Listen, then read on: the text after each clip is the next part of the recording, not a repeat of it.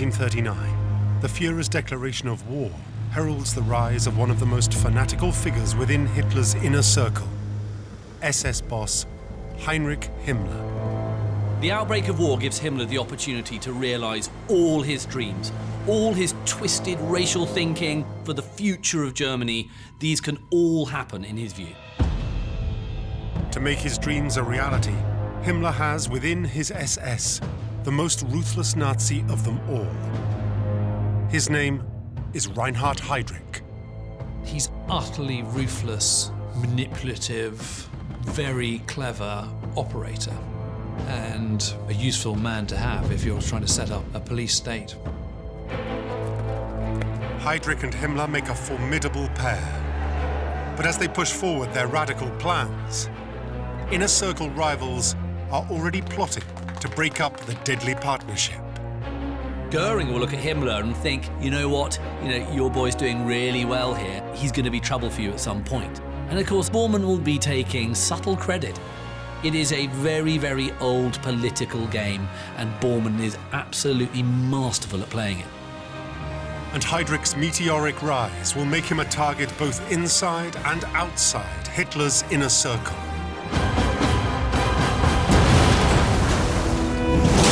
This is the inside story of Hitler's henchmen. The power struggles, blind ambition, and fawning sycophants that would create a monster and fuel the most brutal horrors of the Third Reich.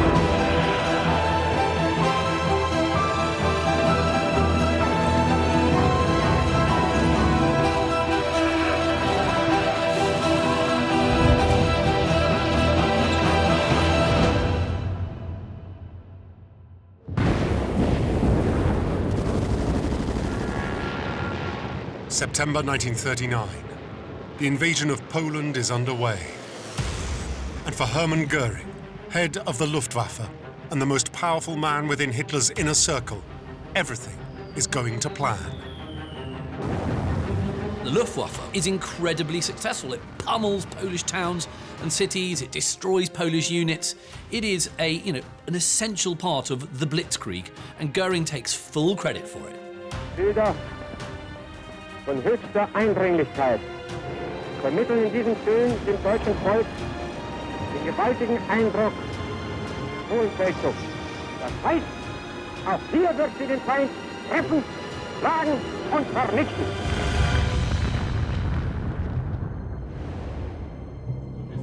This is a complete turnaround for Goering. At the beginning of that year, he had been openly against Hitler's expansionist plans for the Third Reich. Goering is a real skeptic of this entire enterprise, but it goes really, really well, and it goes well very quickly.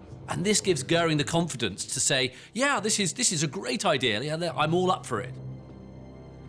But there are others in the inner circle who also realize that Poland is their opportunity to shine.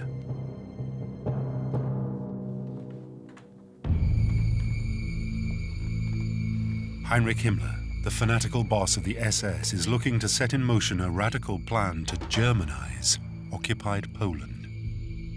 Himmler is an ideologue. In many ways, he's kind of more ideologically driven than Hitler, if such a thing is possible. He's anti anyone who's not Aryan and Teutonic. Himmler really is a dyed-in-the-wool National Socialist ideologue. He's got a vision of the future Germany, and it's a frightening vision. It's a vision that the Führer shares as he celebrates his victory from the Reichstag. His plans are clear and uncompromising. Erstens, die Schaffung einer Reichsgrenze, die so betont den historischen, ethnografischen und wirtschaftlichen Bedingungen entspricht. Zweitens, die Ordnung des gesamten Lebensraumes nach Nationalitäten, das heißt, eine Lösung jeder Minoritätenfrage. The Führer's words confirm for Himmler that Poland is where their shared ideological dreams can become a reality. Himmler plans to turn a large part of Polish territory into Lebensraum, or living space, for a new German master race. He doesn't just want to get rid of the Jews, he wants to get rid of the Slavs as well. He wants to get rid of the handicapped as well. He's got this idea of, I'm going to Aryanize German society, and I'm going to Germanize all the places that we occupy.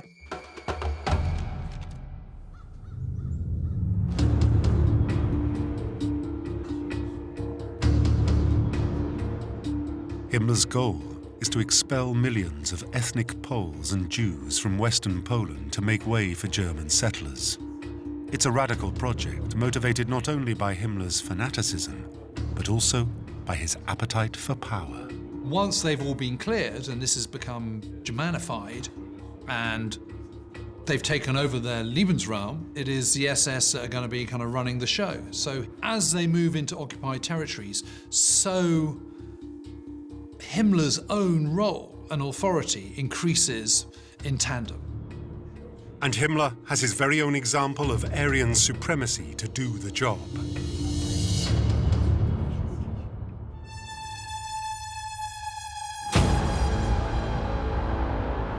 Reinhard Heydrich is Himmler's second-in-command and head of the infamous SD, the SS Secret Intelligence Agency. While Himmler fixates on detail and doctrine, he's the one that gets things done. Well, Heydrich is a cold, pragmatic ideologue. He's not a dreamer. He's someone who tries to implement that ideological vision. If you want to draw the cartoon version of an evil SS man, you're going to draw Heydrich.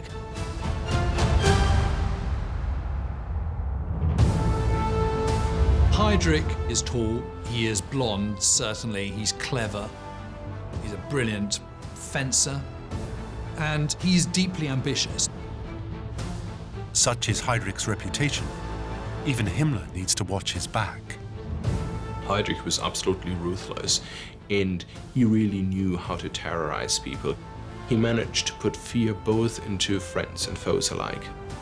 He can make people's blood run cold just by being in the same room. But when Himmler first met Heydrich, he was a man without a future.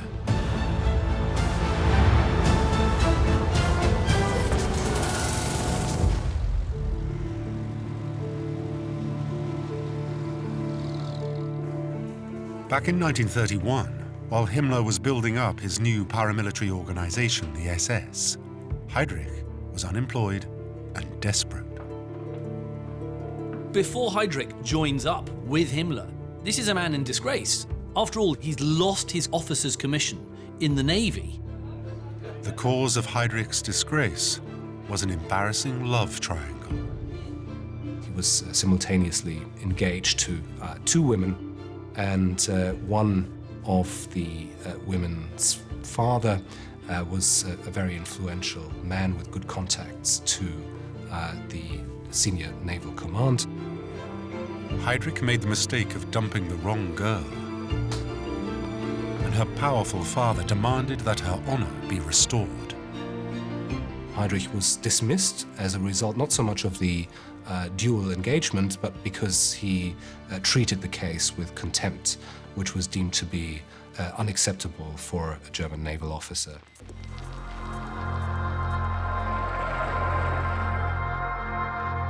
Heydrich's timing could not have been worse. With the onset of the Great Depression, he was left high and dry with zero career prospects.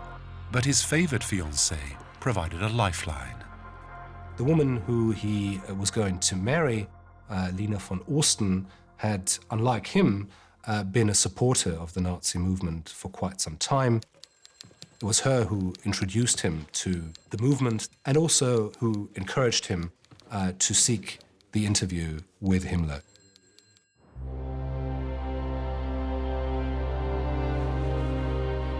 Himmler was looking for someone to create a new SD secret intelligence service as part of his SS.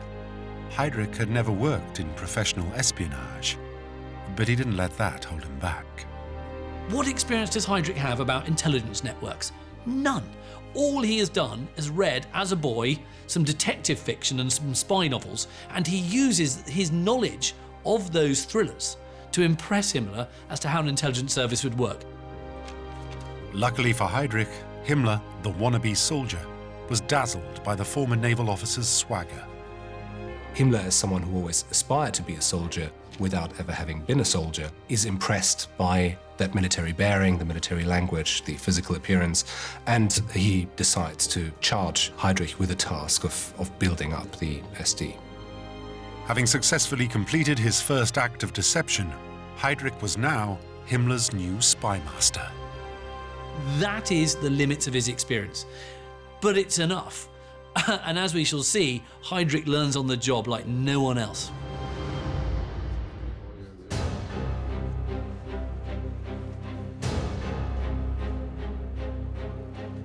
In Heydrich, Himmler had found a ruthless right-hand man prepared to do the dirty work others couldn't stomach. He's sublimely efficient, Heydrich. He's efficient because of his cruelty. In 1934, while Himmler drank tea with the Führer, it was Heydrich orchestrating a bloody purge of the SA, the Nazi Party's original paramilitary group. What takes place, of course, is one of the most sort of infamous acts of political violence ever known. It's called the Night of the Long Knives, and boy were those knives sharp.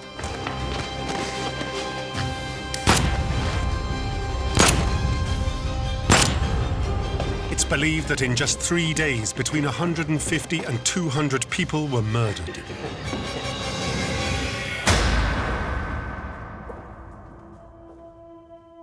But the principal target was the SA leader, Ernst Röhm. Röhm is, in fact, the godfather to one of Heydrich's children. So they are willing to sacrifice close personal friends for their own political and personal gains.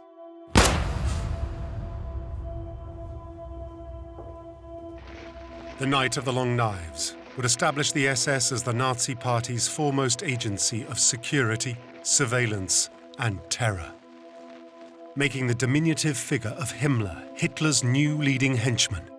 But it's Heydrich who becomes the one to watch. In many ways, the extraordinary success of the SS can only be explained because Himmler and Heydrich work together so well. They have complementary talents. One is someone who manages to cultivate very close relations within the Nazi leadership. The other one is clearly a very efficient and talented administrator of terror.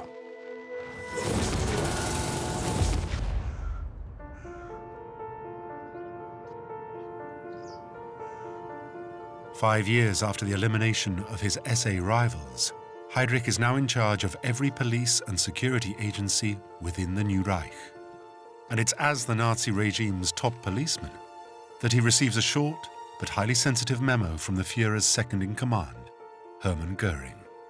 It instructs him to begin work on a solution to Hitler's so-called Jewish problem, by means of emigration or evacuation in the most convenient way possible. Heydrich in 1939 is still very much in his 30s. He's still comparatively young. He's a rising star.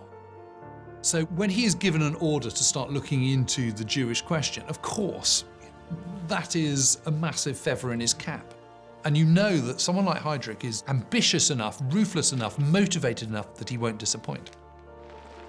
Heydrich has in effect been chosen by the Führer himself to make the Nazi dream of a racially pure Germany a reality. But as the army prepares to invade Poland, he will soon acquire almost 2 million more Jews for which there appears to be no definitive plan. Orders from the top, if they're particularly strong, they're quite often quite vague. Hitler never says, "I want them all to be executed." He just says, "We've got to get rid of all the Jews." Now, what does that mean? Who knows? Just sort it out. And the interpretation of those orders is left to Heydrich.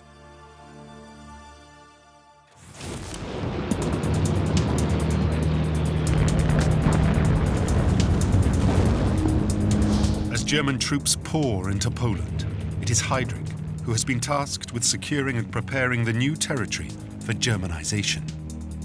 To do this, he has formed special SS task forces, or Einsatzgruppen, to terrorize the civilian population into submission.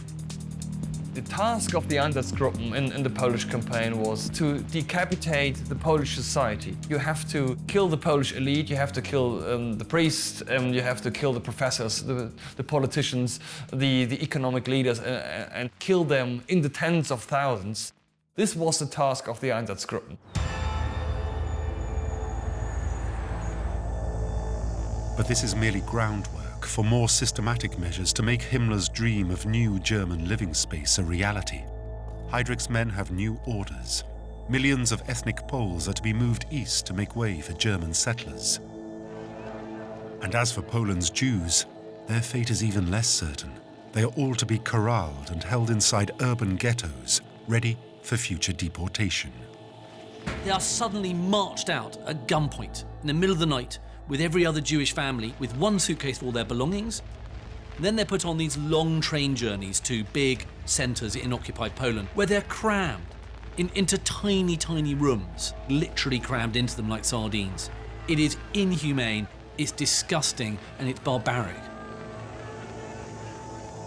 By early 1940, hundreds of thousands of Jews have been crammed into ghettos inside a newly created zone, known as the General Government.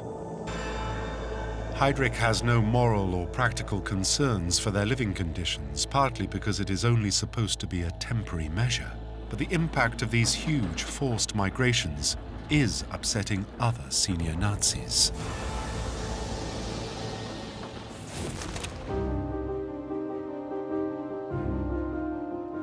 Hans Frank is the powerful new Nazi boss of the General Government, which includes the Polish capital Warsaw and its second city, Krakow.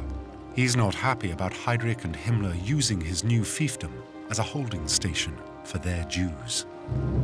Frank becomes increasingly concerned that his general government will become, as he calls it, a dumping ground for undesirables from other occupied territories.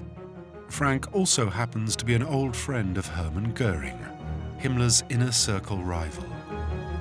Himmler will refer to Goering as the king of the black market. He's always got his snout in the trough.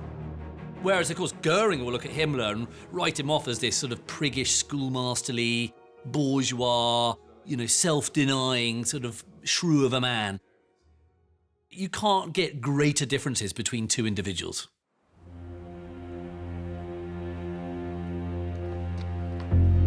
When Goering hears that SS activities are threatening the economic viability of the General Government, it's the perfect opportunity to throw his weight around.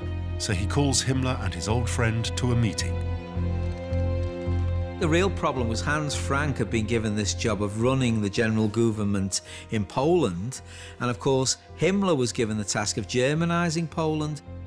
We have these disputes between Frank on the one side, who's saying, look, stop dumping all these people on Poland, and Himmler's saying, look, where else are they going to go? As the Führer's number 2 and Minister of the Economy, Goering forces Himmler to agree that no further deportations can happen without Frank's consent.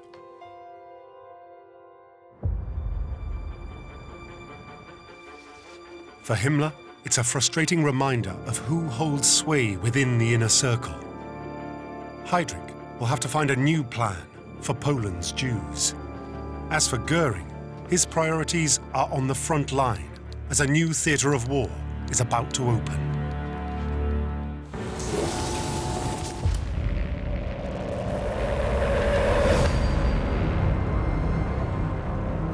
Emboldened by his success in Poland, Hitler decides to strike at his enemies in the West.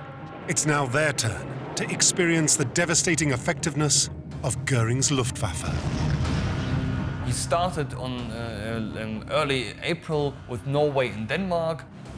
And then on the 10th of May 1940, the Wehrmacht attacked the western countries of France, Luxembourg, Belgium, and the Netherlands. And flying combat missions over Western Europe is none other than Reinhard Heydrich. Unlike his boss Himmler, the frustrated soldier, Heydrich satisfies his craving to see real military action. This was an incredibly risky undertaking for a man of his immense importance and position within the Third Reich. And it says a lot about his desire to prove that he wasn't just a man who could fly a desk, but he was a man who could fly a plane, he could take risks, and he was the kind of alpha male, as we call him today.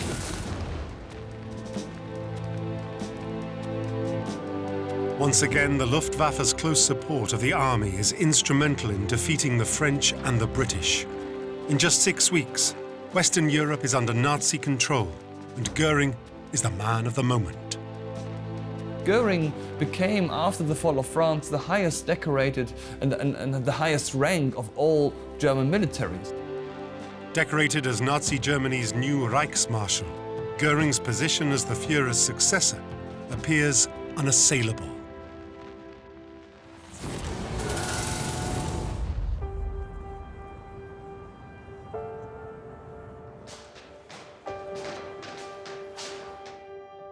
the Nazi occupation of France has also potentially provided a somewhat far-out solution for Heydrich's Jewish problem: the island of Madagascar. Heydrich sees it as a huge opportunity in using the former French colony of Madagascar as a new Jewish home. Heydrich's plan is to ship all of Europe's Jews almost 13,000 kilometers to this remote island off the east coast of the African continent. It's a terrifying sign of the cruelty Heydrich is prepared to inflict on millions of people. Of course, it is always assumed that because Madagascar has a very inhospitable climate, particularly for Central Europeans, that many people would die in the process. But that is part of the calculation. But there is one major obstacle to his plan: the British Navy. The plans for Madagascar are very much dependent on a German victory over Britain. As long as Britain is still in the war, the sea passage to Madagascar cannot be guaranteed.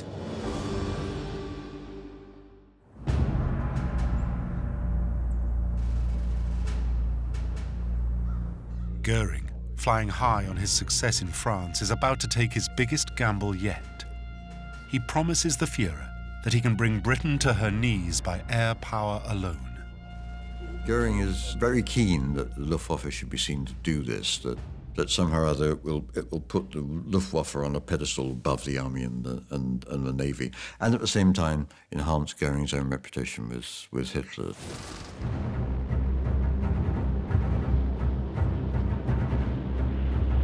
Goering throws the full force of his Luftwaffe against the enemy. But his pilots meet unexpectedly stiff and well-organized resistance. They didn't understand the British air defense system. They didn't understand the radar system and how it was organized. So they didn't quite get where the weak points were. So therefore it was an intelligence problem. For months, Goering personally assures Hitler that the RAF will be broken. But as the conflict wears on, it's also clear that the Luftwaffe was never ready for long-range operations over the Channel. And of course there was a problem. The Germans just don't have long-range fighters and long-range bombers. So as long as the British don't lose their nerves, it was no chance whatsoever for the German Air Force to win air superiority over Britain.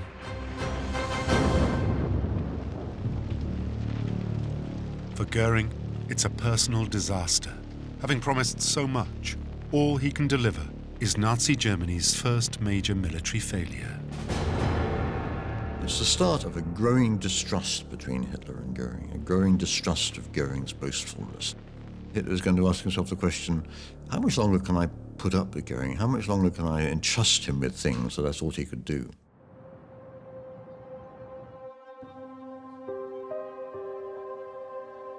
By October 1940, the Battle of Britain is all but over. For Heydrich, the Madagascar plan is effectively shelved. But Goering's failure will lead to new possibilities for the SS as Hitler focuses his attention back towards the east.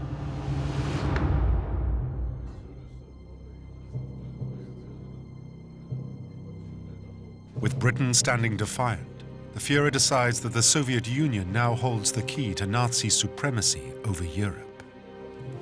Hitler's decided now that they can defeat the Soviet Union. You have huge resources then to turn against Britain. And anyway, if you defeat the Soviet Union, Britain has no more hope in Europe, so no, Britain will reach an agreement. For Goering, invading the Soviet Union while Britain is still a threat is strategic suicide. But since his own military failure, his credibility is at an all-time low. For Goering, the British Empire is really the critical enemy at the moment. Goering makes this clear to Hitler, but never actually pushes it. There's a point at which he realizes if he pushes it any further, he's in trouble. Himmler and Heydrich, on the other hand, have a rather different view.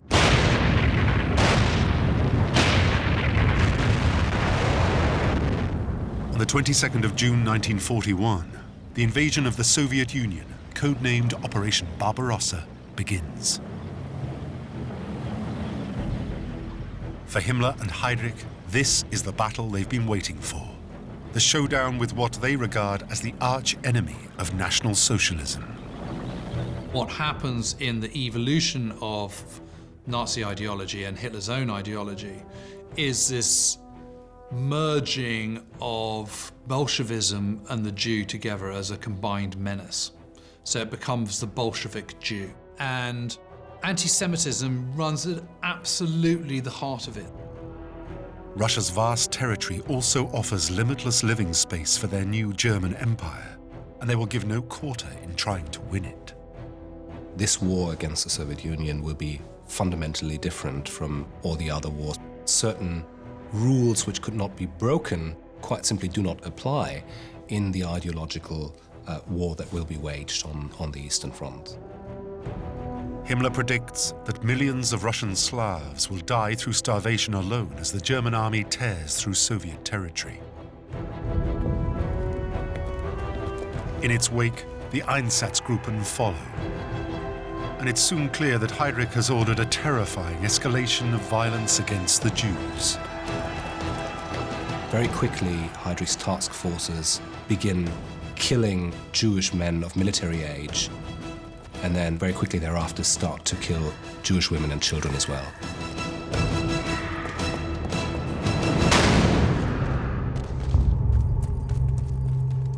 At this point, Heydrich is moving from a territorial solution to an implementation of genocide.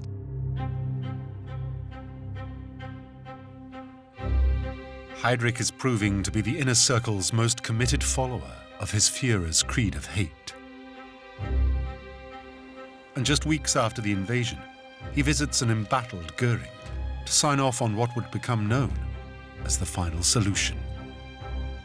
Heydrich comes to Göring with a document which will authorize Heydrich to undertake the final solution to the Jewish question. The term final solution is deliberately vague, but what is clear is that Heydrich wants to be in control of it. Heydrich is looking for assurances from the Nazi leadership, essentially from Hitler via Göring, that it is him, not the army, not the civil administrators, who is fully responsible for finding that solution. A solution that is becoming bigger by the day.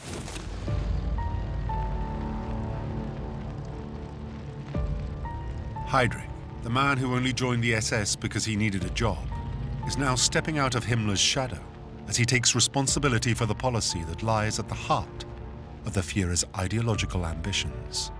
But ironically, it's anti-Semitism that almost ended his career before it began.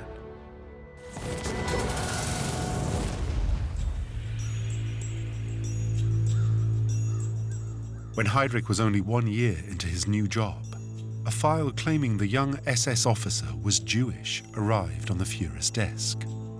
It revealed that Heydrich's paternal grandmother had remarried a man with a supposedly Jewish surname.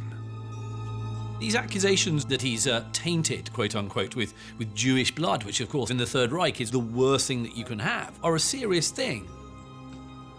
The story had originally been used to tarnish the reputation of Heydrich's father, Bruno Heydrich, a well-known musician and composer. Even though this idea that Heydrich has any Jewish ancestry has been shown to be nonsense by his father many years before, it still dogs and haunts Heydrich. Though Heydrich could easily show he had no Jewish blood, he's well aware that inside the inner circle, even unfounded rumors are dangerous. Therefore, Himmler's support was crucial. There's no doubt that Heydrich does need Himmler's support. And, we see repeatedly within the Nazi regime how it doesn't matter whether, an accusation is true or false, it'll be used against you anyway, because the Nazis make up their own truth. Heydrich knows this because he's one of the people who does that.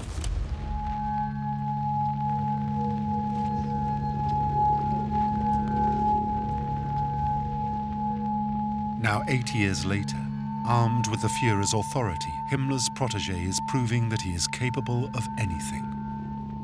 Heydrich's final solution has evolved into a campaign of mass murder as his task forces develop their brutal methodology. They would round up predominantly Jews from a given area. They would march them to a wood or a nearby field, and they would get them to dig a deep trench. And they would shoot them in the back of the head.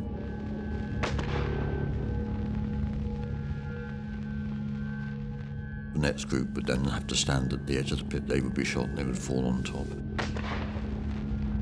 And so it would go on until the pit was filled, and then they would cover it over with lime and soil.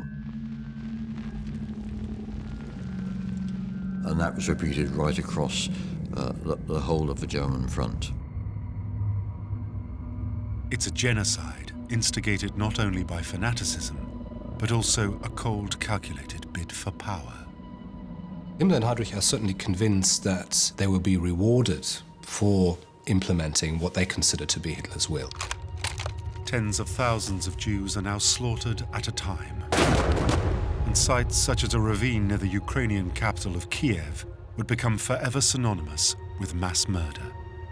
The mental image that we all have of the Holocaust is fundamentally the railway tracks which lead under that famous building at Auschwitz. But the Holocaust really began with executions like Babi Yar. Over just 2 days in September 1941, more than 33,000 Jews were systematically shot dead and thrown into the abyss.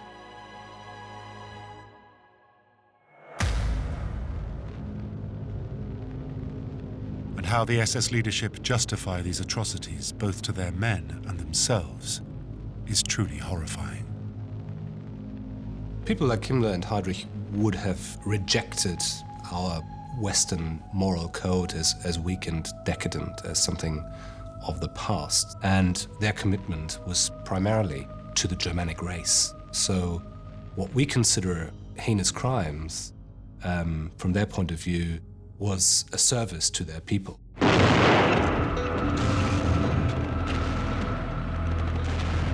But for all of Himmler and Heydrich's commitment to the cause, the Führer has decided that once Russia is defeated, control over this vast new territory will be given to civilians, not the SS. Hitler is always careful not to concentrate power into too few hands, and even though he's extremely grateful to them, he is actually trying to limit the power of the SS and other agencies run by Himmler and Heydrich.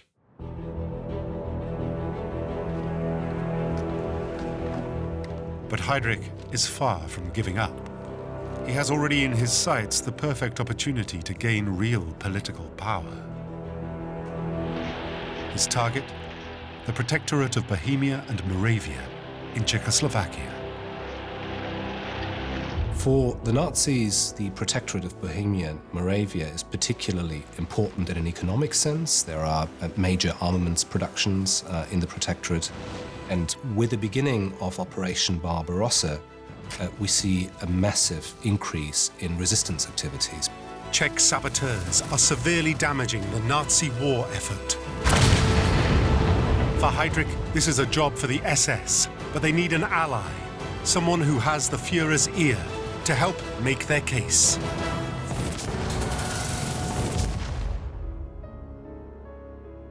There's one man that Heydrich has to impress in order to take over Bohemia and Moravia. The man he has to impress is Martin Bormann, who is head of the party chancellery and is basically in the shadows behind Hitler all the time. That's why he's called the Brown Eminence. And I think that you have to realise just about every member of the inner circle's route to Hitler is through Bormann.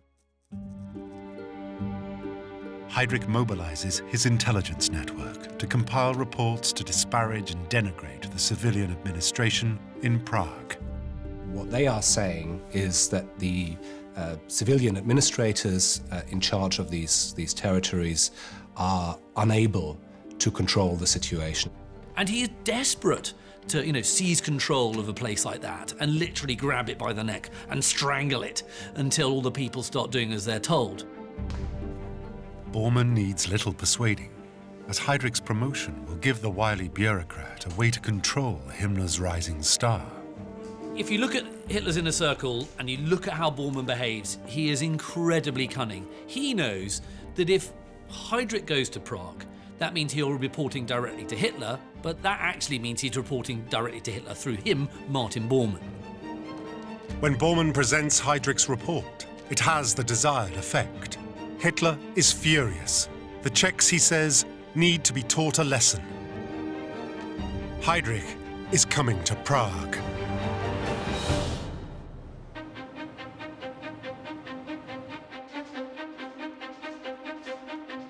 On his arrival, Heydrich wastes no time getting to work. Heydrich cracks down very hard on the resistance as soon as he arrives in the Protectorate. Heydrich's strategy is brutally effective. Now, the common perception is actually what he just does is he just rounds up everybody and shoots them, and that's how he takes control. But as well as that ultimate stick, he also offers a lot of carrot. So he improves the rations of workers. This is going to make people happy. Essentially, what he wants to achieve is a situation in which the laborers in the armament factories and in other important industries will no longer succumb to the propaganda of those inciting them to go on strike. It's an incredibly devious plan because he is taking away with one hand and he's giving with another. Heydrich's strategy soon yields results. The Czechs appear to have been brought to heel and production figures are back up.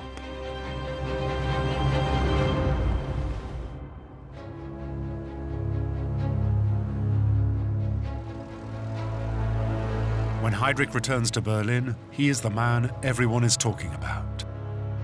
Goebbels, the Nazi head of propaganda and one of the Führer's closest confidants, is particularly impressed. As Goebbels wrote in his diary, he managed to play cat and mouse with the Czechs and really managed to get them under his thumb. And it was really then that Heydrich was increasingly seen by other people within the Nazi hierarchy as a leader in his own right.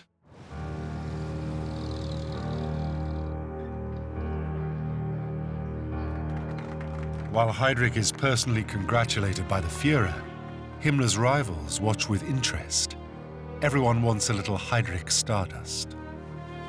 It's like a kind of soap opera, Hitler's inner circle. They're constantly looking at who's doing well, who's doing badly. And Goering is watching Heydrich's supreme efficiency. And he can sort of look at Himmler and think, you know what, your boy's doing really well here. He's going to be trouble for you at some point.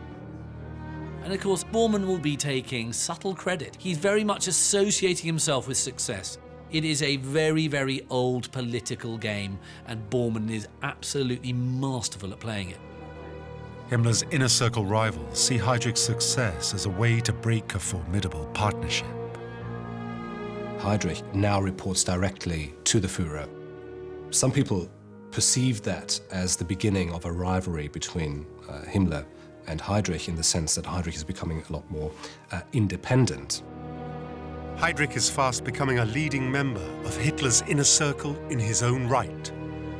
Now is the perfect time to take his final solution to the next level.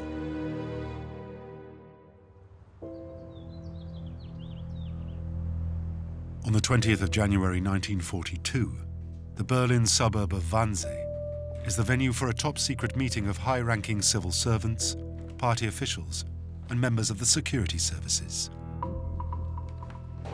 Chaired by Heydrich, it will be one of the most infamous gatherings in history. Heydrich called the Wannsee Conference really for two reasons. First, in order to gain control over anti-Jewish policies, and second, in order to coordinate other German state agencies in the implementation of the final solution. Heydrich's final solution will involve corralling and moving up to 11 million people across the continent, and he'll require almost dictatorial control of numerous government agencies to make it happen. Heydrich wants to make it clear that he is number one when it comes to this program. I'm in charge, this is what's going to happen, and nobody's going to get in the way. The meeting is shrouded in bureaucratic detail about how they will identify and classify all of Europe's Jewry, and then move them to their final destination. They'd now reached a new level with the Jewish question. They were going to be deporting Jews to the east. The meeting didn't spell out that they would then be killed, but the implication was that they were not coming back. With millions of Jews imprisoned in ghettos all over Europe, Heydrich's final solution is about to evolve into a genocide on an industrial scale. What Heydrich and the Gestapo officials are attracted to is the idea of setting up purpose-built camps where you can kill very large numbers of people in one day and dispose of the bodies. In other words, you moved from a very violent, face-to-face form of killing to a more abstract, industrial form of killing. By March 17, 1942, the first stationary gas chamber at Belzec in eastern Poland is operational, where in just 3 months, 80,000 people are killed. And that's what happens after the Wannsee Conference. These camps are set up by March 1942, and that's where millions and millions of Jews are murdered. Himmler and Heydrich are planning the systematic murder of millions of innocent men, women, and children. Perversely, the management of this depraved project is the pinnacle of Heydrich's career.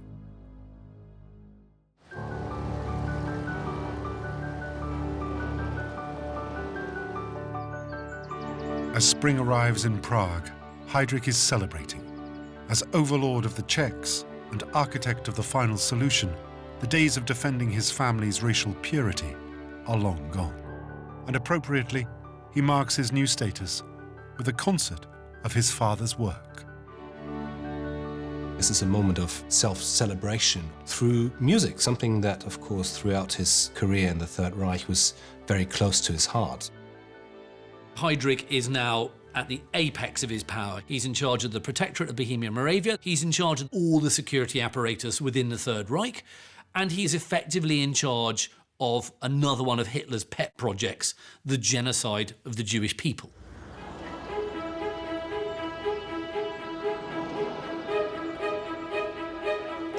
That evening, the icy Heydrich, for a moment, shows a new side to his personality. He was schmoozing, he was very gregarious, he was very sociable, and it seems ironically that he was actually now had found a kind of social confidence that he had never really had before. So it was a mark of the fact that he must have felt on top of the world. The following day, Heydrich is expected in Berlin to meet with the Führer. After his success in Prague, he is hoping to take control of security in the occupied territories of both Eastern and Western Europe. The SS leadership's ambition in 1941-42 is to expand their powers to the rest of Eastern Europe and then to Western Europe, which is still very firmly controlled by a military occupation regime. It could be a major breakthrough for the SS, but Heydrich's rising status as a member of the inner circle could also make him a target.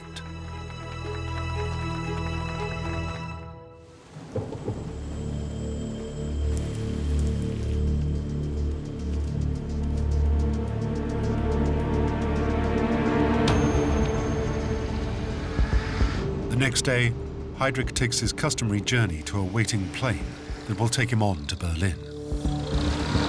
It's a mark of Heydrich's arrogance that he travels around in an open-top car.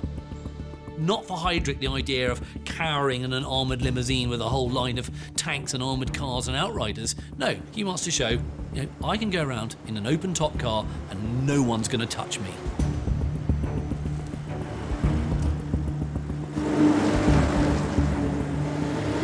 It's a journey Heydrich has made many times before, and with the hope of a new promotion, his spirits are high. He must have been feeling super confident and very happy about how everything was going. The reports back to Berlin were looking good, the reports from Berlin were looking good, everything looked perfect.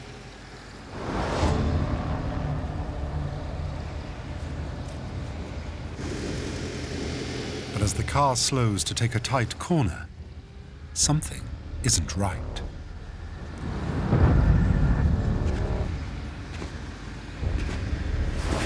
The next thing he sees is a man step out in front of the car with a Sten gun and points it at him.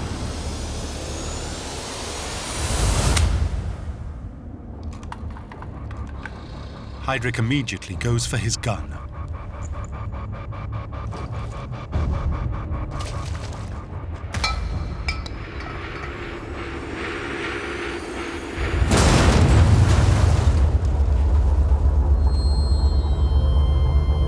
bomb thrown by a second assassin explodes by the side of the car. All sorts of stuff is thrown into Heydrich's side, but it doesn't seem to affect him. He continues to fire at the conspirators as they run away.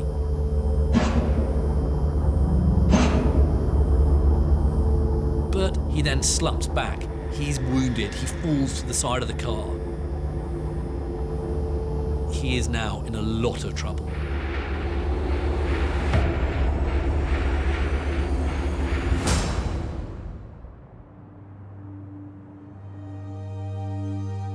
On hearing the news of the attack, Himmler immediately sends his personal physician, Karl Gebhardt. Heydrich's wounds are serious, but do not appear to be life-threatening.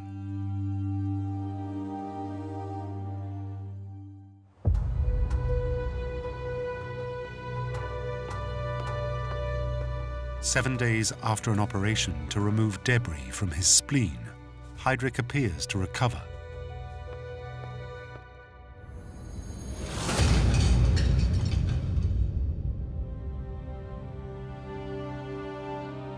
But then, without warning, he goes into shock, falling into a deep coma from which he never recovers.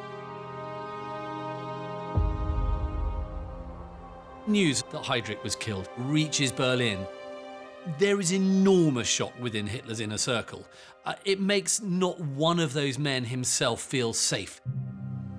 If this can happen to Heydrich, then it can happen to any of them.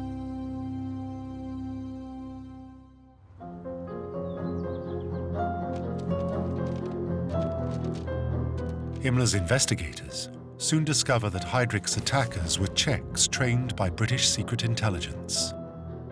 But the fact that Heydrich died under the watch of Himmler's personal physician sparks rumors within the inner circle. There's a lot of conspiracy theory attached to Hitler's inner circle. And, we even see it in the case of Heydrich's assassination. Did, Himmler deliberately, get Heydrich's treatment wrong? But why? The theory is that in the long term, Heydrich could have been a threat. Heydrich was unique. You couldn't have had a more ruthless and efficient mass murderer than Heydrich. He could have easily been the Führer. There's no doubt about it. My own view is that had he survived, I suspect that he would have ended up getting rid of Himmler eventually. Because I think he's probably cleverer and better at the job than Himmler is. Despite the rumors and speculation at the time, experts are skeptical that Himmler really wanted to cut short his deputy's career. The rumors about internal involvement in the assassination of Heydrich has really been around since the day he died. Some people, I'm pretty certain, were relieved when he died, although I wouldn't count Himmler among those. Heydrich died because medical science at that stage couldn't save him. It's as simple as that. It's a cock-up, it is not a conspiracy. Himmler was absolutely mortified that Heydrich was killed. He needed Heydrich, he could not replace Heydrich. If the SS boss did have any concerns about Heydrich's rise to power, they are soon overshadowed by outrage. This is the first time a leading member of the inner circle has been assassinated, and Himmler is not the only one who wants revenge. Hitler is apoplectic, he really wants the Czechs to suffer. Heydrich was so popular that it was clear that they have to do something. Two villages are identified as being connected to the resistance, but it's merely a pretext for merciless revenge. There was a brutal and a very fierce reaction. They totally wiped out two villages, Lidice and Lesaki, and they killed nearly 500 civilians, men, women, children. In full view of the world, the male inhabitants are executed on sight, while almost 300 women and children are sent to concentration camps, where almost half of them would perish in the gas chambers.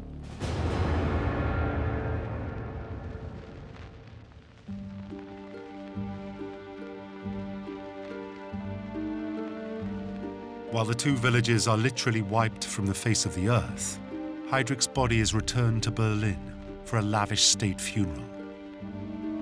In the minds of Hitler's inner circle, Heydrich's death is a shock, but also a moment to take stock. For Goering, isolated over the decision to invade Russia, it is time to get back into the fray. Whereas Bormann will have to find new ways to play his rivals off each other. As for Himmler, it's horrifyingly simple. Just continue what his fallen lieutenant had started. Himmler begins to take more of the, if you like, direct responsibility for pushing the genocide on as fast and extensively as possible. She's very keen that Heydrich's memory stays alive, that the final solution is a final solution. Signed off as Operation Reinhard, Himmler will greenlight the murder of over 6 million men, women, and children in what will become the single worst crime against humanity in history, the Holocaust.